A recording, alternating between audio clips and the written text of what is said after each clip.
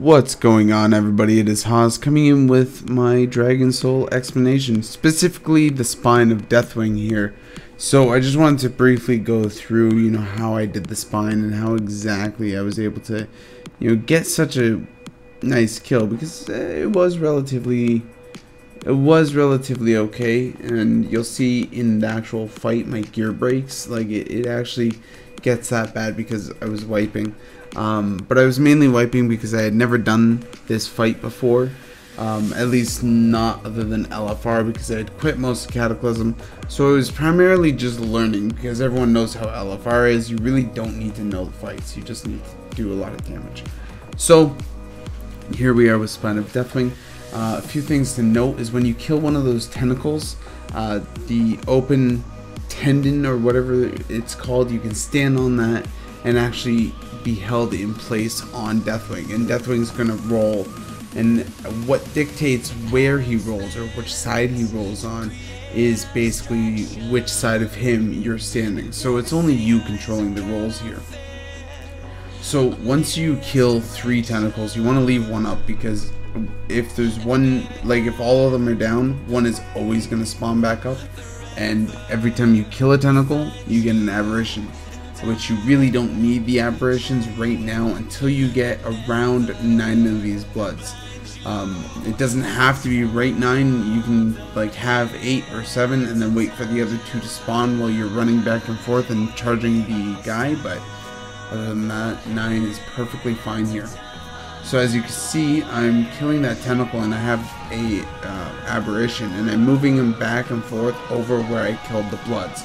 What that does is it allows him to absorb the blood, get 9 stacks of his whatever it is, and once I kill him, he initiates a nuclear blast, which then blows off the plate, and then I get to move. Now how I stop Deathwing from rolling is I constantly move back and forth over his spine, and that allows him to change directions and where he's going to roll, and every time he changes directions it resets cooldown back to 5 seconds. So you can totally negate that just by running back and forth while you have the aberration up. And then after that, you kill a tentacle, you stand on it, you're safe, and you repeat it all over again for the next 3. So it's really easy to do as long as you're a proper class. I feel like hunters are just overpowered, but I feel like hunters would have a really easy time here. I feel like it. I'm not 100% sure. Druids might be able to do it. Typically any tank might be able to do it as long as they're able to maintain their health, because that's the biggest thing here, is strictly maintaining your health. You really don't have to worry about your DPS or anything. You're just looking at keeping your health up, and as you can see, I kind of struggle with that in this fight. So it did get pretty hairy for me, because I was really relying on death strikes and cooldowns to keep my health back up. So it was really it got really strenuous at times. But as you see here, I'm getting some death strikes off on this aberration. I don't know what I was thinking. I think I was just stressed here because I could have just killed all those bloods and then spawned or got that aberration to blow up, but I just end up doing it here. I don't know why I did that. I'm sure I was thinking, oh, you know what, I think I was waiting for the spin, and I knew it wasn't going to come, and I knew if I did that, that aberration would fly off, so it wasn't worth my time. That's exactly why I did that. So you really got to keep in mind of when Deathwing's going to spin, and make sure you're only moving back onto the spine after a spin, just so you have a buffer. But I tried to download my DBM. Unfortunately it didn't work. I think Bigwigs currently works, so if you want to use that, you can use that. But I went in this with absolutely no boss mods, so it's really not that hard. It's just figuring out the fight is the biggest thing. So that's mainly why I'm making this here, so you guys can understand. So again, I just killed the tenant, go back up here. I'm kind of resetting the roll just so I don't get rolled off, because it would really be a shame to lose on the last plate here. And I have a lot of bloods, so here's my aberration. I'm gonna go reset the roll. I'm gonna spawn another no, I didn't spawn another aberration. I just started attacking it. I'm not quite sure why.